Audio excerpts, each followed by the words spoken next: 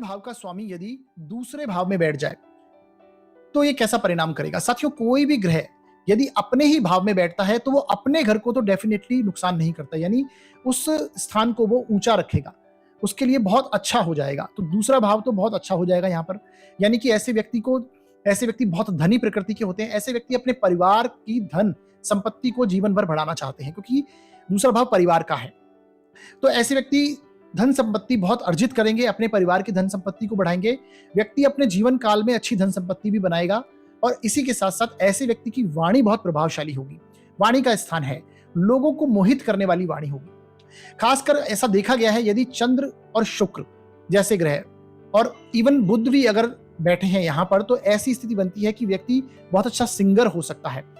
खासकर चंद्रमा और शुक्र की युति होकर अगर वो अपने ही भाव में, धन भाव में बैठते हैं, तो ये डेफिनेटली एक सिंगिंग का बहुत अच्छा योग है, यानी ऐसे व्यक्ति बहुत सिंगर बनते हैं, गायक बनते हैं। ऐसी स्थिति देखी गई है, तो उनकी वाणी बहुत प्रभावशाली होगी। शुभ ग्रह होंगे तो वाणी डेफिनेटली बहुत प्रभावशाली होगी। इवन आपकी शनि हो, चाहे आपके मंगल हो, सूर्य हो, यहां पर बैठेंगे तो ऐसे व्यक्ति की वाणी को तो डेफिनेटली प्रभावी करेंगे। अब उन ग्रहों की स्थिति को और आपको राशि को भी देखना होगा।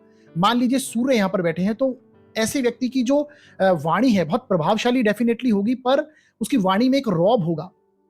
वो दूसरे पे अधिकार जताते हुए अपनी बात को कहेगा, एक स्टेटमेंट देना चाहेगा, ऐसी स्थिति बनेगी। तो इस तरह की स्थिति को आपको समझना होगा। तो अलग अलग ग्रह और अलग अलग राशियों को भी आपको जरूर देखिए।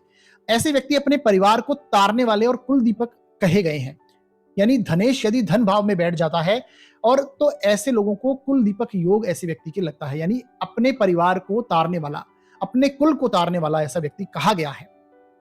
इसके साथ आप देखेंगे धनेश की दशा अंतरदशा में ऐसे व्यक्ति को शारीरिक कष्ट मिल सकता है। रीजन क्या है? रीजन इसका यह है क्योंकि ये द्वितीय स्थान मारक स्थान पे आ गया है। सप्तम स्थान और दूसरा स्थान मारक स्थान कुंडली के कहे गए हैं।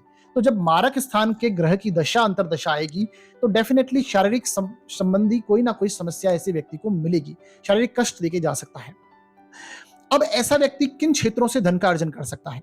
साथियों, ऐसा व्यक्ति फाइनेंस से संबंधित कार्य कर सकता है, बैंकिंग से संबंधित कार्य कर सकता है, अकाउंट से संबंधित कोई भी कार्य कर सकता है, या फिर ऐसा व्यक्ति अपने परिवार के या फिर पुश्तैनी कार्य जो हो उसे करके बहुत अच्छा धन अर्जित कर सकता है।